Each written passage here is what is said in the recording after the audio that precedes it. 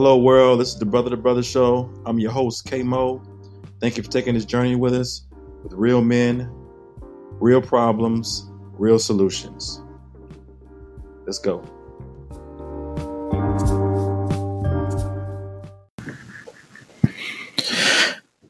Hey, good people. Welcome back to the Brother to Brother Show. I'm your host, K Mo, and we're here today with Parson.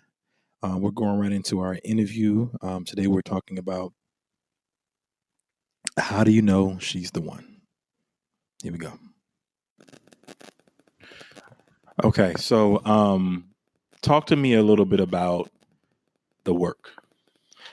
You mentioned work, and a lot of times when people talk about work, you know, and I'm gonna speak for myself too. Like I look at work like as being challenging, but I don't think work has to be challenging if it's a passion of yours, especially something you all are both working towards. But what's the misconception around work as opposed to, it being difficult?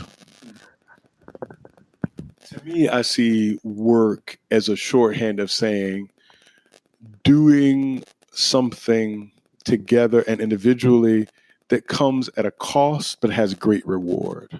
Mm-hmm. So that means the work means how are we spending time connecting with one another so that we're not passing by one another like two ships in the night. Work means if my financial habits are detrimental to our mutual financial goals, how do we talk so that my habits change? Because I am in submission to the larger goal. Let me say this. It was almost magical in a sense. I think it's just because of the work that we've invested in this relationship. Mm-hmm. When we laid out some goals, man, stuff just started falling into place. We laid out some financial goals. Boom, boom, boom. We laid out relational goals for how we would connect. Boom, boom, boom. So we laid out goals and we said, here is my commitment. Mm-hmm. And then my partner says, here's my commitment. And then we hold one another, not to a perception or not to something we have in our head that we never said, but we hold ourselves to something that we both articulated. Mm-hmm. And so we can, if you have this standard that you have articulated, then you can always return to something that you both agreed upon. And that keeps you from feeling under assault. When I talk to men, especially, she says, all right, well, have you all talked about how you'll handle your money? Have you talked about how you want to raise your children? Mm-hmm. You talk about it. You agree on a standard. It's much better than stabbing in the dark. What does that look like? So, but I think one of the things that you might not have said was that means that both people have to agree. Yes. So we talk about finances, and in finances, my weakness, I have to be able to be okay with the person who has the strength in the finances to make that decision or to make the goal or whatever the case may be. And then we both say, this is what we're going to do. And then when I don't do it, because I'm not used to do it, I'm learning how to do it. Right. I have to receive the feedback. Well, and let me be honest. And I don't know if that's what you're saying. Yes, no, it's exactly. And let me be honest. I'm not always a fan of feedback. Right. But the reason we both articulate it is so that I will be forced to be held accountable. Right. And the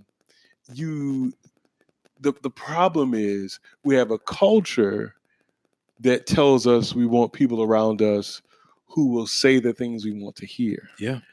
But relationships, you are surrounded by someone who loves you enough to tell you a truth that will move you toward your best self. That goes back to what I talked about, the deepening and the widening. I really think what use is there to be in relationship with someone that does not help to deepen and widen you? Okay. So how do you explain that to our listeners who are, we're still going back to, is she the one? She does all these other things. You're okay with those things, but there are a few things that she just can't receive. How do you go about addressing those things? Because I think oftentimes, and I've heard from my male friends, they will always say, I want to put a ring on it and I want to marry her, but this, but that. And it's that one thing that she may not be able to let go of. I have a situation where my friend says, I see her as my wife. I care about her. I love her. But because her father was not there, or the lack of, or he might have stepped out on the mother, she now talks down to her dad. And he's fearful of, if he does go that next step with her, he sees how she does talk to him. He's fearful of making that next move with her and talks to her about it, but there's no change. I would say this, let me be honest. There are buts. You will never eliminate all the buts. Okay. And I think that it would be a foolish notion to tell you that it is possible to eliminate. And believe you me, whomever you may be, dear listener, you may think of yourself as the best catch in the 21st century. Yeah. But there's some buts associated with you. Yeah. So the challenge is it a butt that you can live with? Right. Now, for me, those 4 things that you mentioned earlier about the finances, communication, family, how you want to raise a family, things of that nature, I think that those to me are non-negotiables for me. Because I've heard and I've seen, just living this thing called life, if you don't have if you can't communicate with the person effectively, and you all are always talking over, or whatever the case may be, you're not able to communicate, how are you able to move forward? If you're living with somebody, you have to have finances.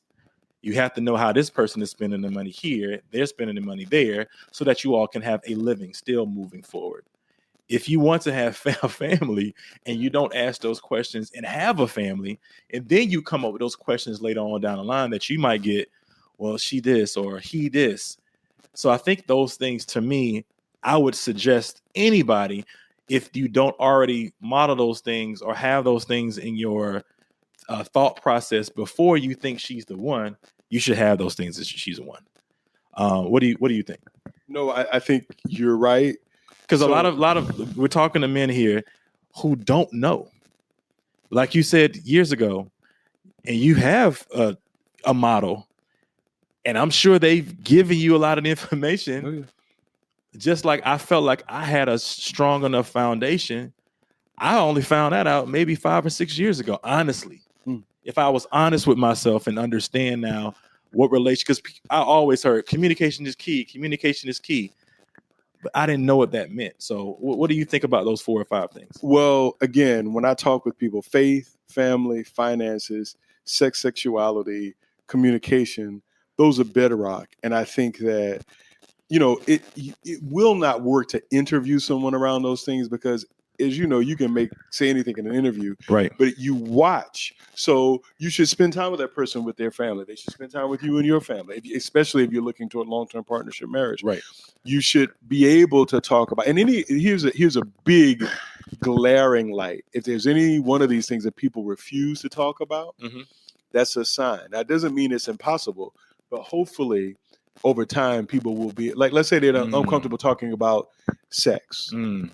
Well, you're not going to have a good partnership unless you can agree on what healthy, joyful sex looks like for you and for your partner. Right. And listen to me when I tell you, don't leave that ish to chance. Right. Yeah. It's too important. Right. So don't leave any of that to chance. You've got to talk with one another. And, another thing that I have thought about a lot, Kay, is you have to have, the reason I talk about family and friends in that larger context of the issues that are very, very important, is that you have to have a community that makes your marriage possible. I thought I had a lot. I haven't heard that before. That's a good one. You have to. So if you two are married in partnership, but all of your friends have lives that negate partnership, right? Your partnership will suffer. Why do you feel that's true? Well, because marriage is not about two individuals so much as it is about a larger communal reality around relationships, around what is important and how humans ought to be in relationship one with another. So the reason that divorce rates are higher now than they were 100 years ago is 100 years ago, the community had certain values and expectations, and they did everything they could to keep people together. Sometimes, let's be honest, sometimes it may not have been the healthiest thing, right? But there were communities that made it possible. I look at the divorce rates just anecdotally in my own family, from my parents' generation to my generation, it at least doubled. Right. Right. So, there is something to learn there about what possible ingredients were missing that might have made marriages that should have flourished, Right. that might have helped them to flourish. All marriages won't flourish, but Mm. because I think that, again, there is language that I learned years ago. It is mutual self-giving and sacrifice, but it has to be mutual. If one partner feels like they're doing all the giving and all the sacrifice, that won't be able to stand. Yeah, two more. That's interesting because, again, we're talking about, is she the one, or how do you know she's the one? And as I'm thinking about some of the things you're talking about, even when you discussed, what did you just talk? What did you just say about the mutual sacrifice? Right. Mutual giving, mutual giving, sacrifice. right. And I would say that I've heard, even when I'm looking at that person for the next level of my life, what if you feel like you're doing, they feel like they're doing more, you feel like you're doing more? How do you have a conversation around it? I think then at that point you both have to stop protecting yourself and be vulnerable, because both of those things can't be true. And vulnerability is very, very difficult. I have to admit that I still struggle with what it means to be vulnerable. That means that we both have to say, okay, we love each other. Let's pull down the facade. Let me show you my wounds and let me see yours, and we can trust each other. Now I've heard this too. So is that the responsibility of the man, or is that responsibility of the woman? Because I find that if it's always one person being the one that has the courage, because I think that takes a lot of courage to say what we are going to do, what we need to do. That takes a lot of energy as well. So how does that look? I would say that it is not gendered. I would be hesitant to say it's the man or the woman's responsibility. I think it is. The scripture says, submit yourselves to one another. There has to be mutual submission, mutual giving, mutual sacrifice. And, you mentioned a topic around listening. I think that we have to listen deeply to ourselves and deeply to our partners. And a lot of that with which we struggle can be resolved with real listening. I have to admit, I don't listen as I ought. And I have a very patient partner who's trying to help me do better with that. Okay. But listening covers a multitude of sins, sins of omission and sins of commission. So again, we want to talk to our people and young men about it. How do you know that she's the one? So I would, as we're kind of wrapping things up, and we're going to, finish with how we really feel about the conversation around, is she the one? But thinking about, you touched on 5 different things. I want you to reiterate those 5 different things. Sure.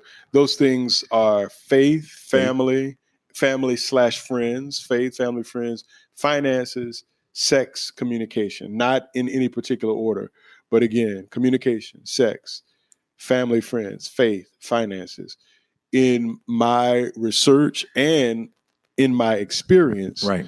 if those are not categories with which you have great compatibility, you're going to have some difficulty. What I would say too, it's interesting about, is she the one? I appreciate the question.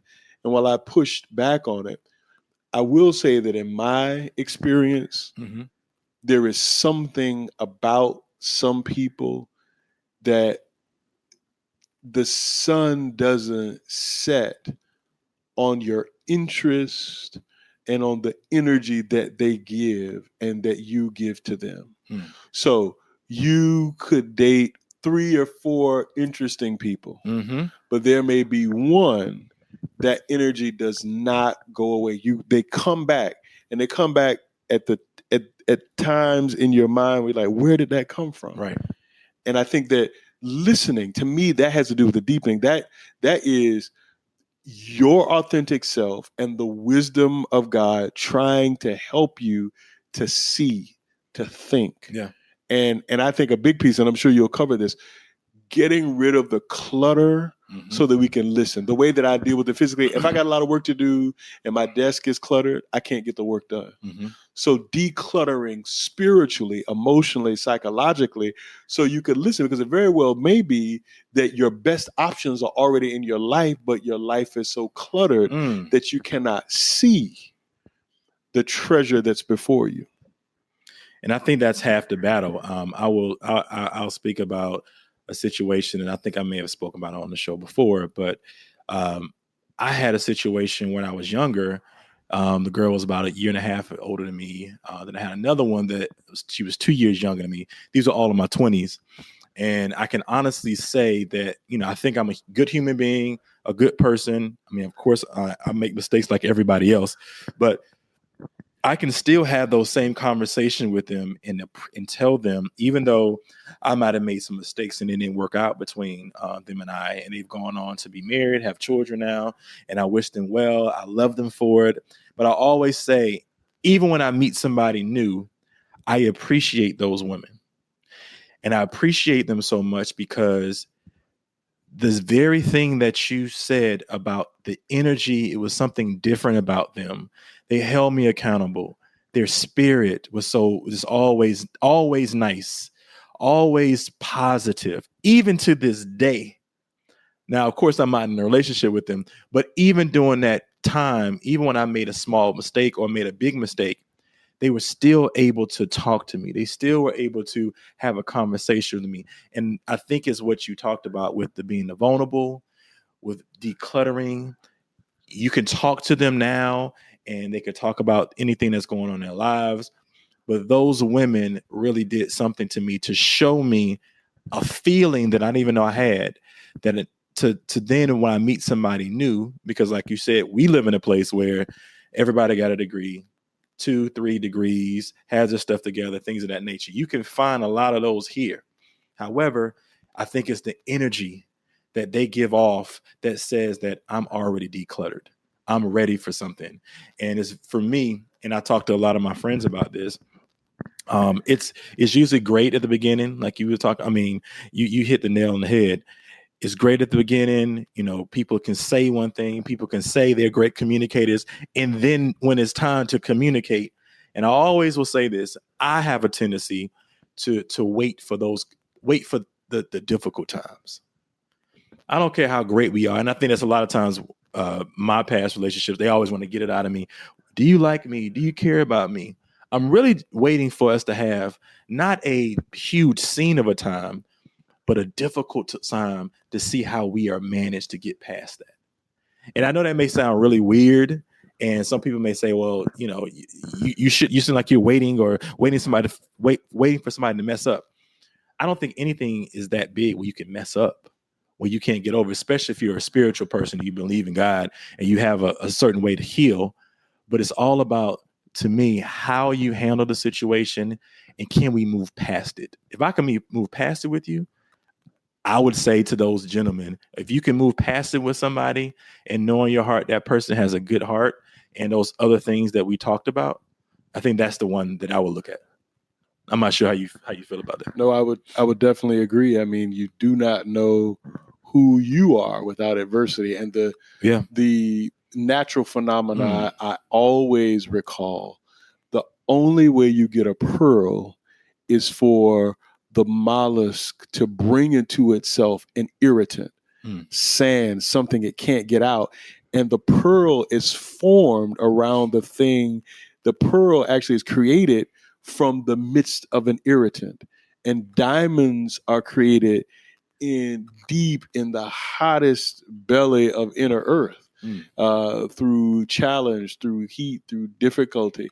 And so beautiful things render their beauty in heat. So you talk about people, another analogy, chefs, when they are caramelizing a vegetable, a fruit, they yield their sugar in heat. And so I'll always remember that heat produces sweetness. I think about some of the Black men and women that I grew up with who were born in the teens, the 20s, have been through so much adversity.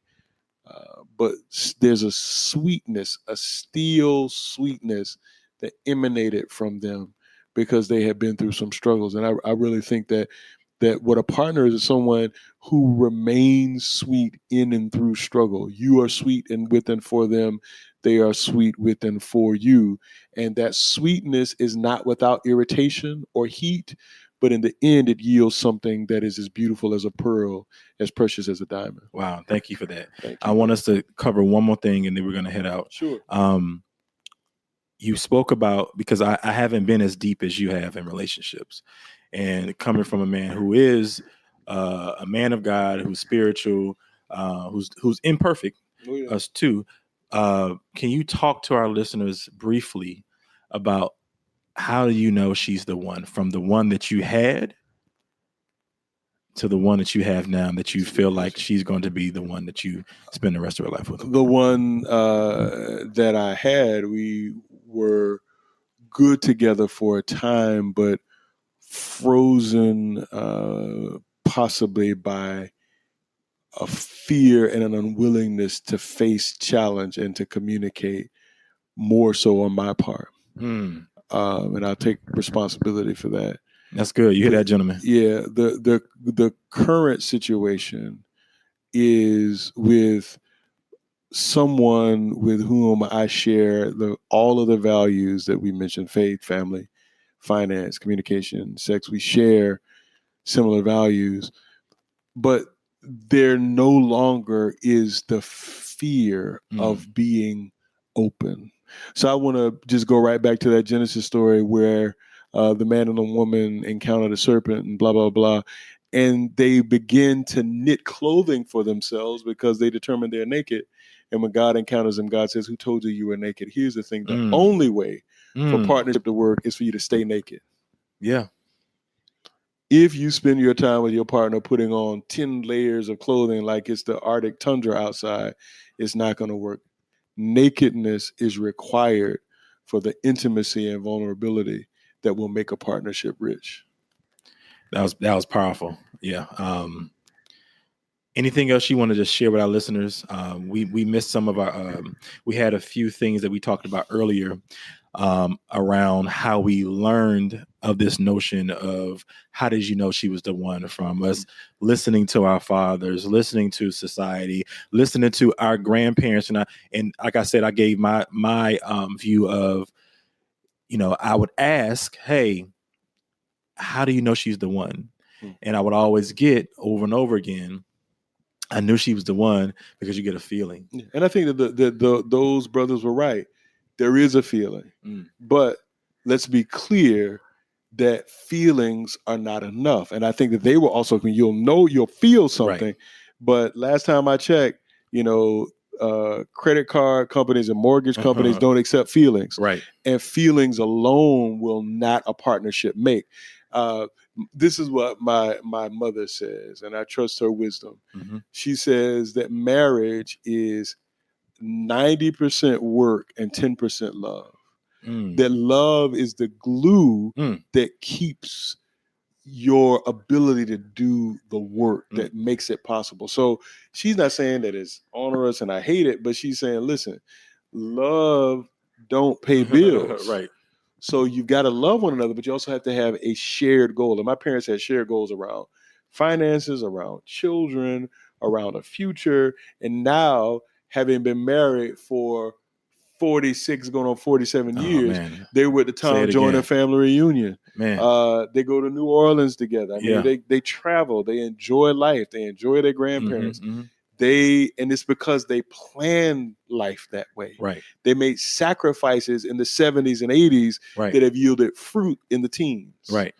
And prayerfully into the 20s. And we're thankful for that. So I'm just going to leave you with just even talking about the glue, knowing that she's the one, those 5 different components that we talked about again, and also knowing that having a plan of action and understanding of what type of life you would like to live with that person is very, very important. Again, not just, those 5 pillars are great and I live by them. I try to go back to them as much as I can. But at the same time, also looking how that person lives those 5 things. And I'm gonna, again, I think what you were saying was they don't have to have them 100%, No. but believe in them and have at least 75%, because there's room for error, because nobody's going to be 100% in everything, but at least having 75%, which I think is a high value in 5 different pillars, so that you can know you all have the same value. I mean, same core understanding in these things, so that when you're moving forward and before you decide to make that next step, to understand this person. And I think that those will be great as you move forward in knowing that she's the one. I want to thank you for this opportunity. You're doing tremendous work. And I want to encourage the listeners to keep pursuing the kinds of conversations that will both deepen and widen you and deepen and widen us together. Thank you all very much. Thanks so much, Parson. This is the Brother to Brother Show. I'm K-Mel. We're signing out.